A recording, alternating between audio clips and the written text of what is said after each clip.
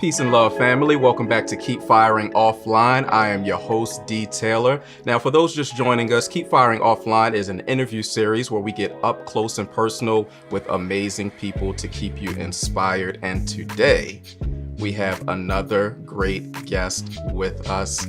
She is an educator, she is a speaker, she is a poet, she is a photographer, and she is the author of the new children's book, Mario Goes to the Museum. She is Dr.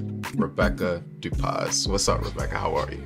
What's up? How's everything? The book is out? I've been explaining this book as like a pleasant surprise. I didn't intend to write it, and certainly not when I did. And so I'm overwhelmed with excitement, and I'm in that space where I'm waiting to see what people have to say. Got it, got it. And so I definitely want to ask you some questions about the book and your thought process around that. But before we go there, I wanted to Okay. talk a little bit about you, right? Because Mm-hmm. I guess to start, one of the things, and we're friends, right? And one of the things that I've always admired about you is, and have been inspired by, is that you always seem to take on new challenges, right? And not only do you take on new challenges, you often take them on publicly, where you take, social media, for example, your social media following on the journey along with you. So whether it's fitness or sign language or your doctorate, like you bring us along, which, Yeah. kind of keeps you accountable at the same time. So all that being said, where does that come from? That confidence, that kind of go get 'em type of attitude that allows you to take on these new challenges and accomplish them as well. It's vulnerability, but I know people say that vulnerability is like the greatest strength or a form of strength. And for me, I don't mind being open. I don't mind sharing the journey, and I don't mind sharing the failure, often, not all the time. But those things don't necessarily like hinder me. And so if I'm doing something, maybe I also just like the company of it too. If I'm doing something, I like having people there. I like feeling like it's not something that's only on my shoulders. And I think that I learned a long time ago that I have amazing people around me. And so even when I was younger, hosting poetry venues, or when I did first pick up the camera, and thank you because you've been a mentor to me, people have just always been like, you can do it, you got this, go sis, whatever. And so I never learned to clam up. I never learned to keep people out. So I have an idea. I'm ready to go for it. I want to share it. And for the most part, people really push me forward. So I Hmm. just be talking about it. And have you always been that way, like since a young age, just someone who set goals and just wanted to, do great things? I don't think so. I feel like maybe I got this fire started when I was in high school, maybe middle school, but um, I really describe myself as an introvert. People don't always believe me because I perform, because I'm on stages, but I very much appreciate being alone and being inside my head. Like it's just a lot going on, a lot of creative space, and just a whole lot of thinking. So when I think back on my middle school years, journal writing, poetry writing, I was keeping all that stuff to myself, but people pulled me out of that space. So by the time I got to high school, I was still quiet, but I wanted to be involved, and I was maybe like bursting out of my shell just a little bit. Um, and so it's always interesting because I do more than what even I think I'm comfortable doing. Like I feel like I'm consistently breaking barriers for myself. But no, it's almost this little creeping out that happens even into my 30s where um, I don't know. I'm just kind of pulled into sharing moments with people. Got you, got you. And so, we are here in 2020, where of course there's a pandemic and all these other things going on. And you decide that you want to well, I'm assuming that you wrote the book in 2020. Was it already done And before? So it was mm-mm. done in 2020. Yeah. So I think it's interesting that, the pandemic has different impacts, depending on the person, right? You have some people that may be completely uninspired and, just want to sit in the house and do nothing. And you have other people, who have used it as an opportunity to say, you know what, I always wanted to learn this. I always wanted to do this. So what was it for you during this time that led you to write a children's book? I love this question. The pandemic is a hard thing to discuss Okay. because, I mean, as we both know, we've lost so many people. We, as in like humanity, we've lost so many people. People have lost so much. Um, but then there's this duality to it where it also made space for things. It made space for us to recenter ourselves. It made space for us to figure out what we could do when we didn't have access to everything else we had access to. Um, and so, in many ways, working from home, being still has been such a blessing. Hmm. I'm slow walking that because I want to pay homage to the fact that everybody's experience is different. It's different. Um, but for me, it was interesting because 2020 has been full. I'll just say that it's been a full year, and when I wrote this book, I was definitely in a space where I was open. I feel like most of my most creative things have come to me when there was a lot going on in my world, and like Hmm. I needed to detach from that and focus. And that's the same for the book.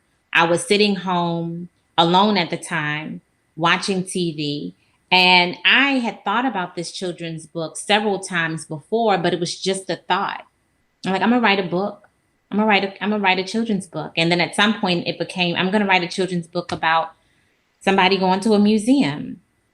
But I was watching TV and I grabbed a notebook and I started writing down these thoughts. I had no idea how the story was gonna start. I had no idea how it was gonna end, but that thing came to me. Like by the time one of my little 35 to 55-minute shows had gone off, the story was complete. And I really felt like it was a thank you God moment because it definitely wasn't me in my fullness because I had a lot of stuff in my head, but this thought became this full draft. And even the version that's published now is very, very close to that. But it was just one of those moments where I was being still, and a goal of mine came to fruition. It felt spiritual. I can't Mm. lie. It really did feel spiritual because I had already told myself I wasn't going to deal with it until I finished my novel. I'm like, it's too Mm. much. I'll deal with it in 2021. So for it to come in its completion in one sitting, needing some edits, of course, but for it to come like that, I was like, oh, this is awesome. This has to be God. Right, right. And so I'm very interested in your thought process of each step or in each step of creating this story, right? So you decide that you want to have the story centered around well, not necessarily centered around, but taking place at, in a museum, right? Yeah. And so of course, you being, in the museum world, that's very natural, but beyond that, why a museum? Like what has your museum experience been, either as a child, as a young adult, as an adult, that led you to, number one, want to be employed in a museum, but also to create a story that's based in a museum as well? So I never had a desire to work at a museum. I'm Okay. glad that I do. But I always saw education as central to school buildings. That was that was my thought. And so me working in a museum was part of my heightened awareness about where I could go as an educator. Um, and I have gotten to meet amazing people around the world. I don't want to exaggerate, but I've definitely traveled internationally. Um, and I've worked with students nationally and internationally. Always been intrigued by they get it. I'm delivering content, they're responding to it, and it's always, so impressive. Um, Outside of conversation, I've also had a lot of observations of young people in museum spaces, and that's where the motivation came from. Years ago, I remember making a post on Facebook about how I guess Black and brown children tend to be policed in museum spaces and not always by people who work in museums. There's like we police ourselves. And I know that it's rooted in racism and us being like overly conscious about our Blackness in spaces. So we police ourselves, unfortunately. And then there are also museum workers that police Black and brown children or children in general. So I'm watching all of this and I'm having conversations with adults about it. Um, and that's sort of in the back of my mind when I'm writing this story. Like, how do I craft a story that's rooted in these observations that I'm seeing and these things that really do bother me, but also tell a story that is like way above that, that can still be entertaining and can sort of hint towards it so that I can still have these conversations or at least generate some of the thoughts that I'm having as an adult in a museum space. So that's why I chose the museum, because it's a fun space, Hmm. but it's also an intimidating space, Right. because it is full of magic in the sense of like knowledge and things you can discover, but it also has a tendency to be exclusive. And so, like, all of these different, I guess, paradoxes can happen in this one space. And I wanted to center my story around that and encourage young children and parents to, to know that that space belongs to them. Right. And so, speaking of parents, the story itself is based on a father taking his son to the museum for the first time, right? Right. So tell me a little bit about that decision in and of itself, because it could have been a family, it could have been a Hmm. little girl, it Yeah. could have been a mother taking a little girl, a mother taking a son, but you decided to have it be a father and a son alone going to the museum. So what went into that decision? It's a dynamic that I don't know. I'm Hmm. intrigued by it. Um, I was speaking with someone else, and I was saying that this could have easily been a girl and her mom because that would have been my story. I can write that easily. But the father and the son dynamic is me sort of stepping outside of my own like paradigm and telling a story, but also totally motivated by the times that we're living in. I wrote this story in the midst of this rising racial tension, where you have Ahmed Aubrey being murdered, you have George Floyd um, being murdered, and you have Black communities suffering. Men are seen as aggressive before they're seen as nurturing. And I feel like subconsciously, because this was not in the front of my mind, but I was feeling it. I feel like those things weighed into my decision for Mario to be with his dad. I wanted to show these two beautiful Black male bodies doing something normal, Hmm. but something that's not even perceived as normal by many people, especially outside of the community, but doing something normal and just having a good day. I wanted it to be male focused. Hmm. Got it. And did you give any thought to the parenting style, of the father, right? So you have, very authoritative fathers, you have fathers that are very, hands-on and affectionate, you have fathers that just play the role of being the provider and, are kind of distant when it comes to emotion. So did that go into your thoughts at all, like what type of father and what the interaction was going to be? It did. I even in describing his outfit, to the Mm. illustrator CJ Love, I was very, very thoughtful about that. This story could have opened any kind of way, but it opened with the dad preparing breakfast for the son. He is very much active in his role. He loves his son. He wants to introduce his son to things. He's taking him on a trip to a museum. And I remember asking the illustrator about making sure he was like business casual. I knew that I had an opportunity. He could have been in anything. He could have been in a jersey, he could have been in sweats, but I wanted him in jeans and a polo. I wanted him in some casual shoes, but I didn't want him to look like he was going to church. That's just the personality of this daddy. And even something that didn't make it into the book because of, word economy and everything. There was an entire page that I omitted, which is interesting because of your question, where I wanted to show the inside of the home. Like I wanted people to see that while Mario was getting dressed, his dad was in another room taking a shower, right? I wanted people to understand even the intricacies of the home, that they had an upstairs, that there was more than one bath, that they had space. And it's something that I gave up, and I don't regret giving it up. However, that's how much I was thinking. Like this Mhm. black man, he's living.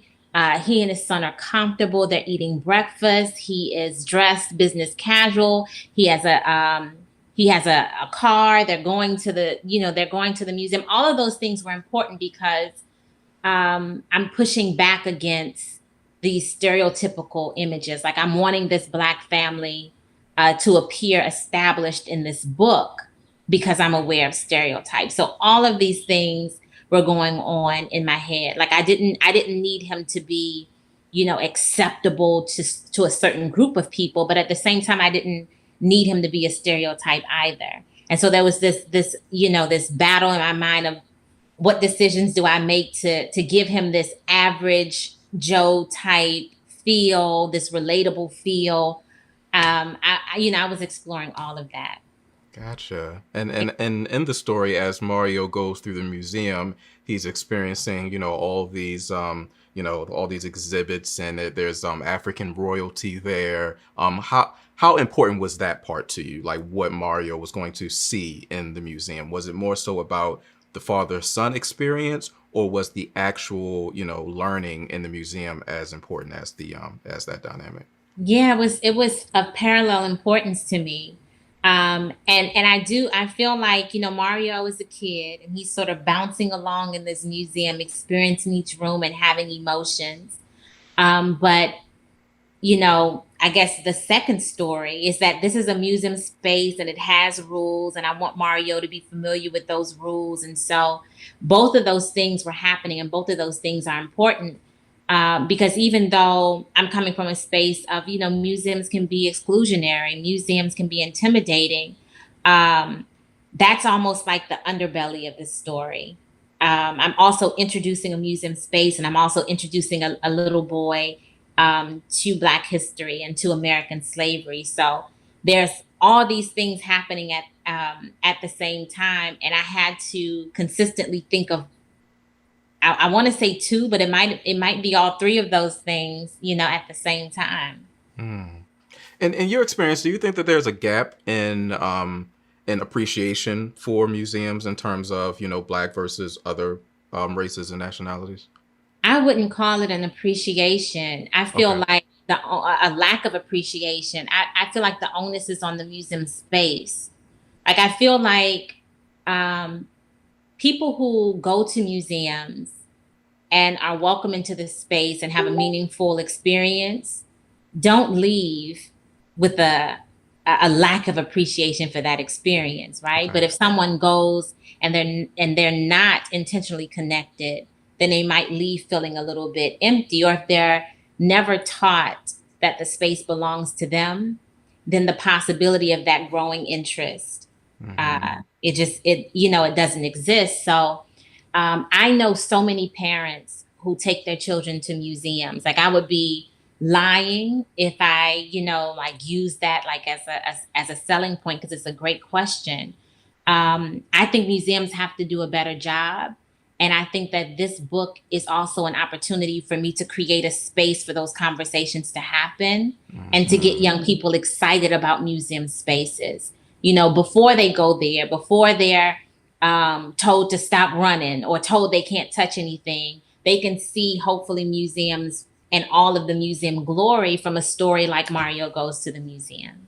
I want to ask you a question. I'm not sure if you'll be able to give me your Okay. true thoughts on it, but I remember again going back to how you take us on your journeys, and I remember around the time that the African American Museum of History and Culture was first opening, and you were kind of among some of the first people to visit. No, Ooh, I was all up through that you were thing. all up and through there, right? And so, you seem to be so excited about it. So, now that it's here and it's been here for a while, because when I go, I don't really look at it from a museum professional's through a museum professional's lens. So I may not see what you see. Do you see a difference in the treatment of us in that museum versus other spaces? Is it distinctly different or is it similar? Yeah, I don't know if I can answer that question directly, but I there are thoughts coming to mind. So I'll just Okay. start and I hope I'll address it. Okay. So I have been to the new museum 5, 6 times. I Hmm. absolutely love that place. It's new. And one of the things that I will say is that at least for the front facing staff of the museum, you're talking about like security, some of the people at the information desk, and many of like the visitor services staff on the floor. I will say that I saw a great deal of diversity there Okay. on the ground. And that's always important to me as a Black woman because I'm thinking about museum spaces and the importance of people seeing themselves in the space. Um, when I went there, I wasn't really interacting a great deal though with the staff. I Okay. remember it was a very independent experience for me, and I wanted it that way because it was so much to soak in. And I'm also thinking about I don't remember where I was. I was somewhere international on behalf of the museum, and I went to a museum and I didn't see anyone who looked like me, but I was treated so well. Hmm.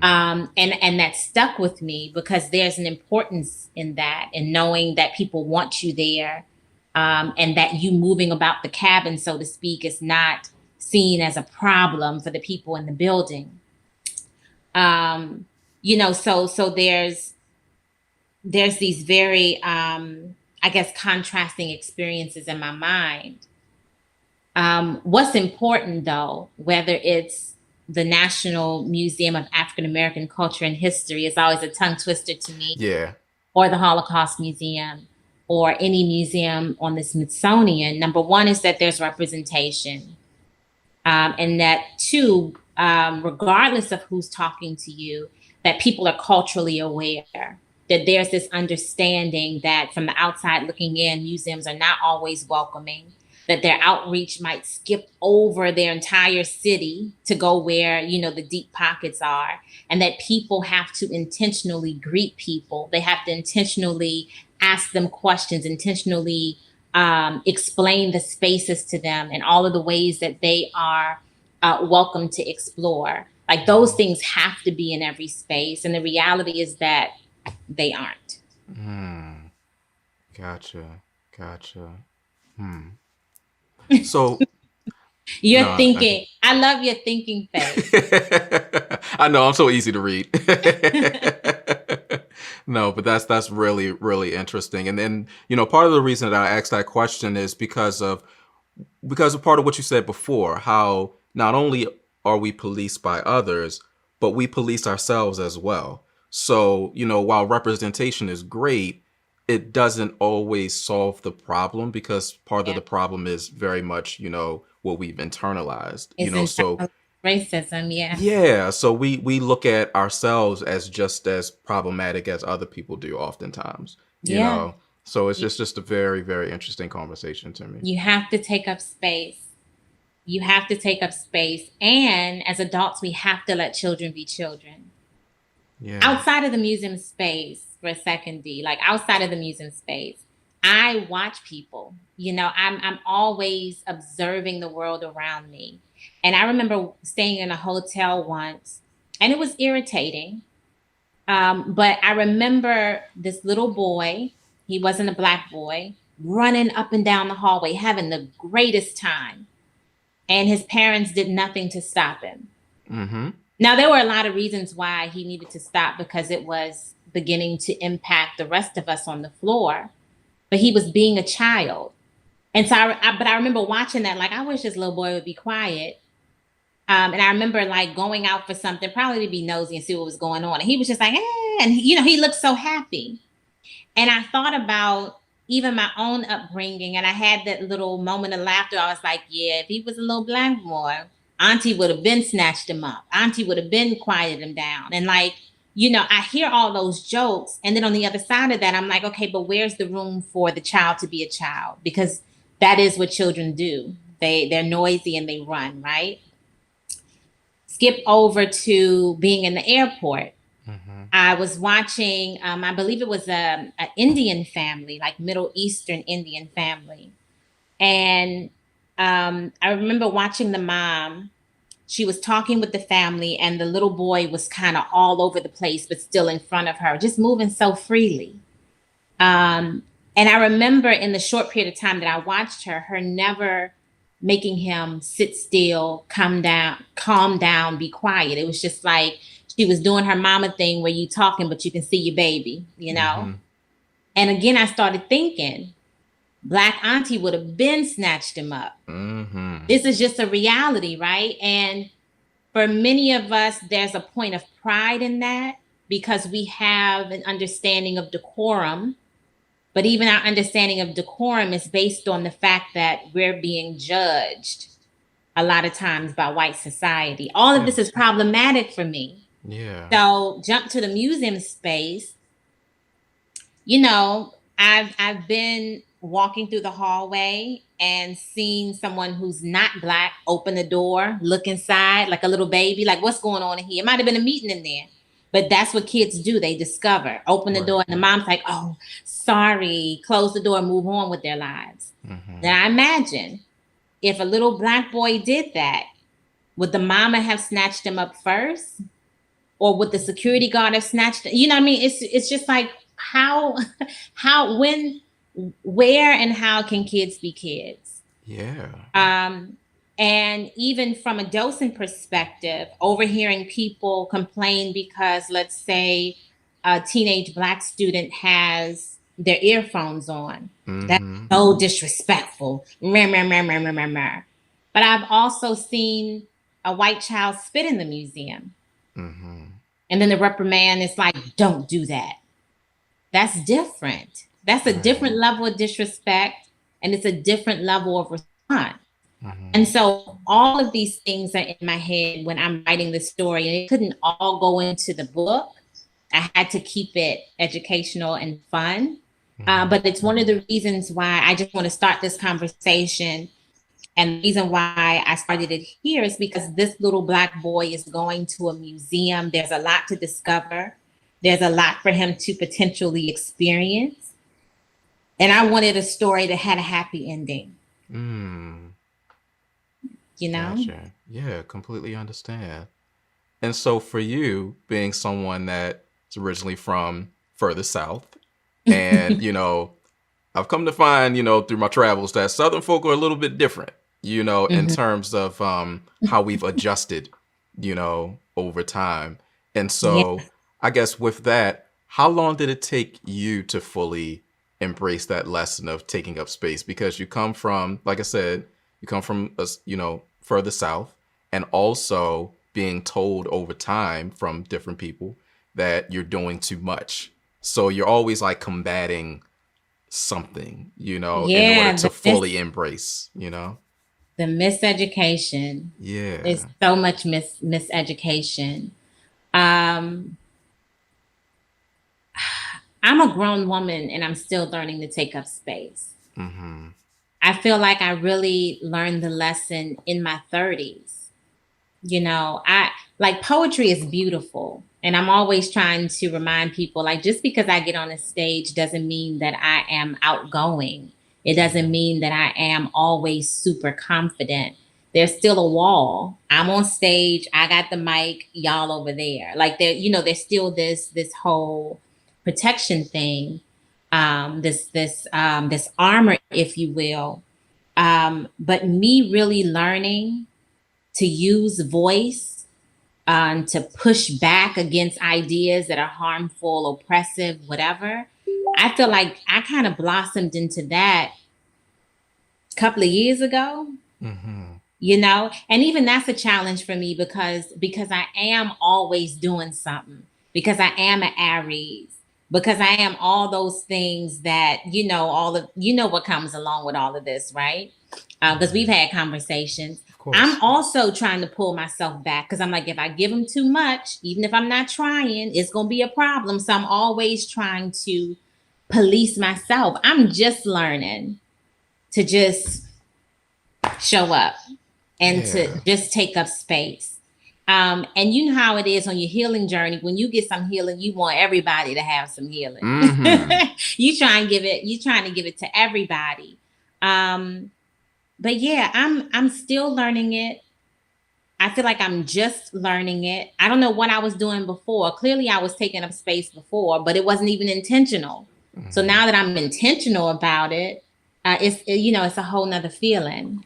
I Oh hope I yeah. answered your question. I loved your question so much. Yeah. All the thoughts was pouring. I was like, am I still on topic? I don't No, know. you did. You absolutely did. And I love that you used the word intention because that is my current word. I know my good friend usually comes up with themes for the year. I don't know how long this is going to be a theme for me, but intention is everything. You get to these points in life where you realize that you really don't have a choice. In order to keep your sanity, oftentimes, you have to make sure that you're moving with intention, because people will do it to you. Different situations will take you through it, and you definitely have to operate with intention. And I feel that you've done this, or you've done Ah, that with this book, as well. Everything that you do, there's some level of purpose and intention in it. And again, I greatly admire that. Let me ask you this. I guess it may be the last question. Um, each thing that you take on, because again, I'm always marveling at the things that you take on. Do you, once you get there, whatever there is, right? Do you immediately just move on? I mean, you mentioned kind of, I think it was before we started, recording, but you mentioned kind of appreciating the moment, which I feel that you do a lot, by the way, and I really admire that as well. But do you just move on, or do you ever take the time to kind of digest what this process has taught you? Like, so has this process of writing this book, have you immediately taken anything away from that process? I have. I have. There's this battle because I'm always on to the next. But I'm learning to slow down. And with this particular process, I'm enjoying how happy it's made me. Mm-hmm. My smile has been so frequent, Mm-hmm. so recurring. It matters to me. Um, and so I'm looking at how happy I am in videos and in pictures, and I'm absolutely loving this moment in the middle of a pandemic, in the middle of other things that have, transpired. This book gives me joy. People's encouragement. I started making rings last year. Right. I just felt like it, and people have fallen in love with those, and their support is absolutely amazing. I wrote a children's book out the blue. Everybody knew I was writing a novel if they've been following my journey. And Mm-hmm. oh, it's a children's book. Okay, we ready for it. Yeah. And so it's just been amazing. To have the idea come to fruition and to have people to do what they have always done. And I take such I take it seriously. Like it means so much to me because it ain't gonna last always, you know. So Hmm. while it's here, I'm like, y'all are so kind. Yeah. Um, and so it's just been I've been living in that. I've been thankful. I've been trying to be responsive to everything. But at the same time, I'm like, I need more time. I need time. My novel's not finished. I'm trying to Hmm. pitch that to a literary agent. Wow. I've been getting my rejections, you know what I mean? So I'm like, Hmm. okay, back to the drawing board, what I gotta fix. Hmm. So that whole process is grueling, but I want to get that out, and I Hmm. want to be published in an academic journal, and Hmm. I, it's so much that I want to do, Yeah. and I'm just like, okay, now how do I get to the next things that are in some of the next things that are in store for me? I don't always know how to sit still, Hmm. and I don't know that I ever will. Hmm. It's probably something that I just have to embrace, but it's a battle for me. Yeah. Yeah. But I mean, in the end, you're exploring possibility, and I heard someone, I think it was Dr. Greg Carr, say recently, and I don't know if it's his quote, but I heard him say that human possibility is only limited by what we can imagine, and our imagination is often limited by our circumstances. And I think that you are in a blessed position where you're not one to shy away from the possibility. You continue to imagine, and it's like, even if it means, making rings, you know what I mean? Like anything that comes to you, you don't back away from what I can see. You don't back away from the possibility of what you can achieve. And those that may doubt you, those that may, try to discourage you from continuing to do, it's only because of their limited imagination. They can't imagine how you'll be able to get to different places in life on a personal note if you're doing all these professional things. They can't imagine that, and maybe you can't either, who's to say, but you're moving with intention and you're following your heart's desire. And I don't think that that's a bad thing at all. I don't think that can be a bad thing. You know what I mean? No, I mean, I realize I need space. I need space to do all of the things. Mm-hmm. I Mm-hmm. just wrote this post yesterday. Mm-hmm. Um, and there is space for me, in the universe and in life, in love, to Mm-hmm. be able to do all of the things, Mm-hmm. I don't think that I can exist in a space that tells me that I have to hold back, anything. And Right. so I'm receiving what you just said. This was me running around the sanctuary. I was running around the sanctuary listening because you speak in life into me. I love what you said about possibility. And I also know that if I have the thought or the vision, I'm gonna go after it. Go after it. You know what I mean? The only thing that's gonna stop me is the Lord, like, sis, this ain't for you. But Yeah. I'm gonna try, you know what I mean? So I appreciate you saying that. Yeah, no doubt, no doubt. So, where could they find the book? We talked about Amazon offline, so they go to your Yeah. website and also Amazon. So, tell me about that. Yeah, actually, you can just go to my website. I have a link for you to buy it directly from me or to buy it from Amazon. That's RebeccaDupas.com. It's Dope. that simple. Yeah, the book is called Mario Goes to the Museum. But if you go to my website, everything you need is there, including Amazon, if that's your preference. Okay. Dope. Dope. Dope. So, Dr. Dupas, thank you so much. I love you dearly. I Yes, really I love you appreciate you. too. I definitely appreciate you. I am amazingly inspired by you, whether you know it or not. Because I'll let you in on something. I wrote a children's book back in April. so Did so you? I was also writing during the pandemic. I haven't done anything with it. I had a spark of inspiration. It came to me. It felt like out of nowhere, but of course things are divine, but it felt out of nowhere. I said, you know what? I'm just going to see this through, and wrote it, put it to the side, haven't touched it, but I'm inspired. So we'll see. We'll see I'm what so happens with that. excited. We I'm will see. so we will see because this is Yeah. coming to fruition. I Yeah. cannot wait to see it and to Yeah. hold it. You know what I mean? Yeah. I'm So so so excited. Yeah, so timing is everything. And it's interesting, oftentimes I'll do something and I'll put it aside, and then maybe 6 months later, a year later, there's an opportunity that comes up where it makes sense. You know what I'm saying? But for the time being, I just knew that I had something to get out because I've been writing a lot lately. I've been journaling, and so writing has been really cathartic. And so yeah, it was just a spark of Yeah. inspiration, and I'm like, all right, let's do this. And now I Look kind of at filed that you. away. First of all, we finna talk offline, Okay. okay? I'm Okay. so excited. Yeah, So excited. yeah.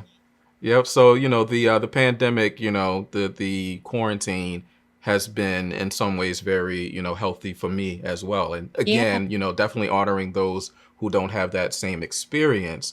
But for me, it's definitely done me a lot of good, yeah, creatively, emotionally. I've taken some time to figure some things out, but we'll talk about that yeah. offline. Oh man, this is so exciting. I'm so happy and proud of you. I appreciate that. I appreciate that. Well, thank you again. I appreciate you taking this time with me. And everyone, please make sure that you go to Dr. Dupas's website to check out the book. Mario Goes to the Museum. You can also Yeah. find it on Amazon. And yeah, check it out. Support, support, support. Thank you again. Thank you guys for watching and listening. Until next time, stay low and keep firing. Peace and love.